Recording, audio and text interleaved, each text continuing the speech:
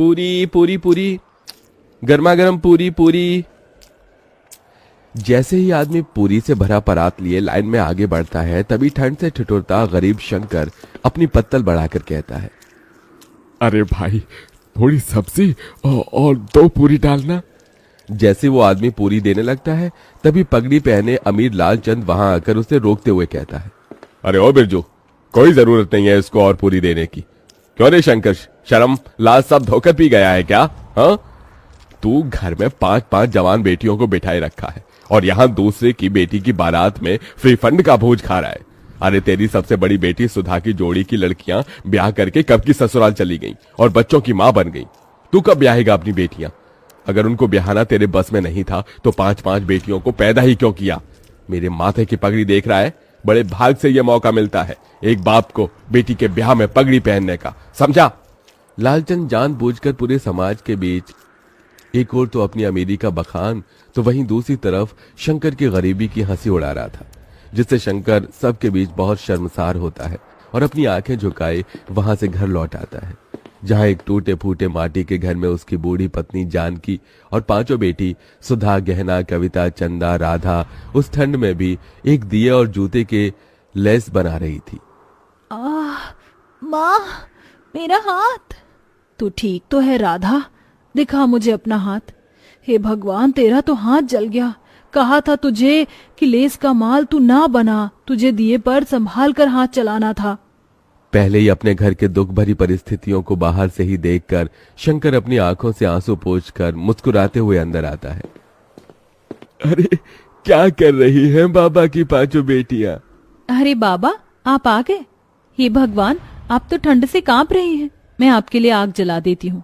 कितनी बार कहा है आपको कि एक स्वेटर अपने लिए खरीद लीजिए, बाहर कितनी ठंड गिर रही है और आपका बुढ़ापे का भी शरीर है। तभी दुखमन से शंकर ने कहा, चिंता मत कर मेरी लाडो, तुम 5 को ब्याहने से पहले नहीं मरूंगा।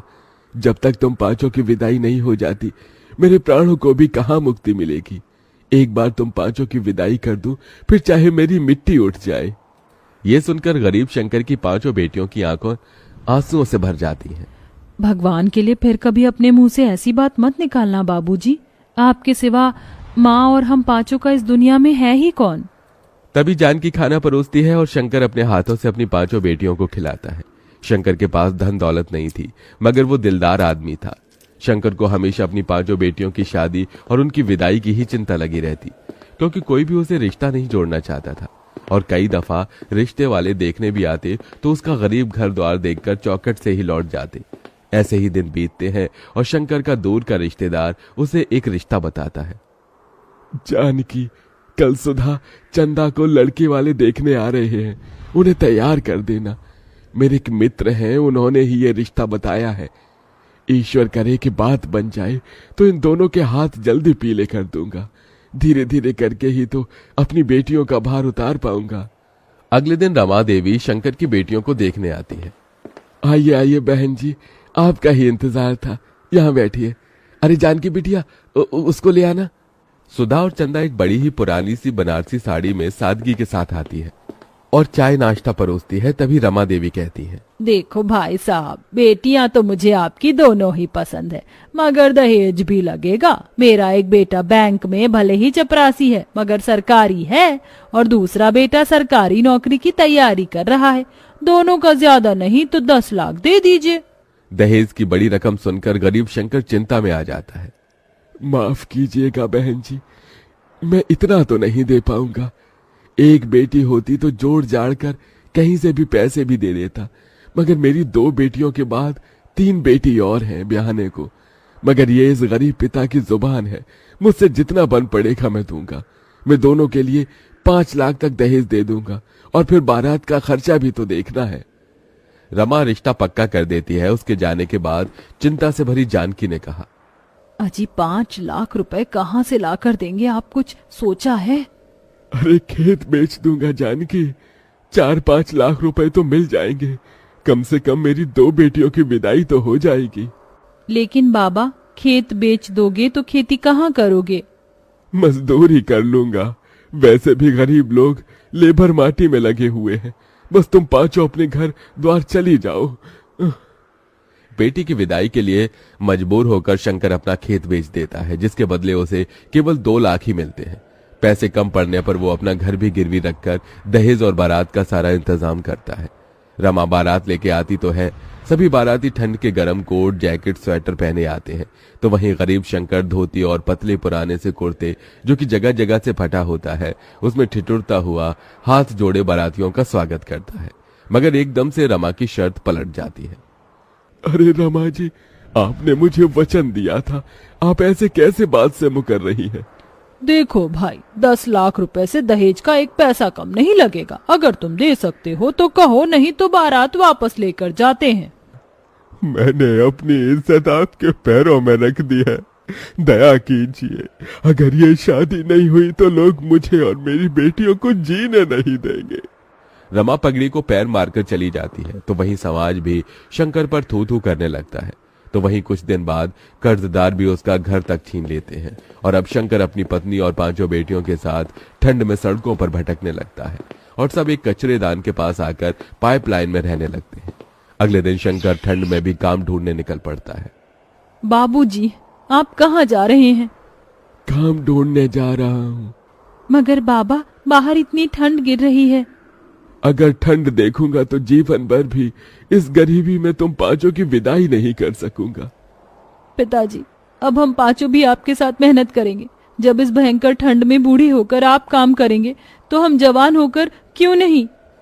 थोड़ी दूर जाने के बाद शंकर को सड़क बनाने में काम मिलता है, जहां मजदूरों की जरूरत होती है।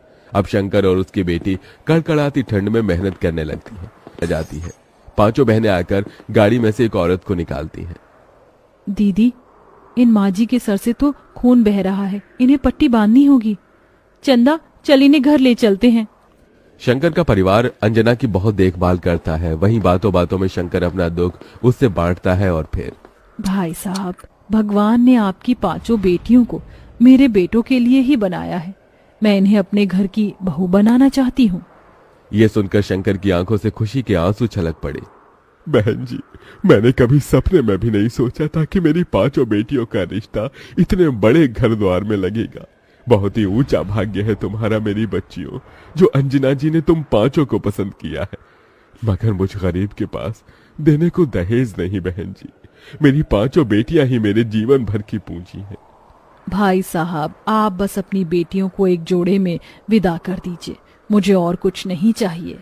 थोड़े ही दिन बाद शंकर अपनी बेटियों की विदाई की तैयारी में लग जाता है। वो कड़ाके की ठंड में कांपता ठिठुरता कचरेदान को साफ करके वहां मड़वा बनाता है और खाने पीने शुद्ध बोध बिसार कर खुद को मेहनत में झोंक देता है और 2 पैसे ज्यादा कमाने के लिए गीली रेत बालू उठाकर मिले पैसे से 5 की शादी का जोड़ा खरीद कर लाता है। शादी का दिन आ जाता है। बड़े धूमधाम से अंजना बारात लेकर आती है। आंखों में आंसू भरकर शंकर कहता है, देखो जानकी, हमारी 5 बेटियों की बारात आई है, आज उनकी विदाई है। आपने अपने पिता होने का फर्ज पूरा किया जी। इसके बाद जानकी और शंकर उन 5 का कन्यादान कर देते हैं और विदाई का पल आ जाता है। तभी, ये लो मेरी बच्चियों, ये चावल पीछे को फेंक कर आगे बढ़ो। एक एक पैर बढ़ाती हुई 5 चावल पीछे जानकी की झोली में गिराती हैं और फिर अपने पिता के गले लगकर फूट फूट कर रोती हैं। बाबूजी, आपने हम 5 की विदाई के लिए बड़ा तप किया है। देखिए, आज हम विदा हो रही हैं। अपना ख्याल रखिएगा। तुम भी अपना ध्यान रखना मेरी बच्चियों, सदा खुश रहना। इसी के साथ गरीब शंकर अपनी 5 बेटियों को विदा कर देता है।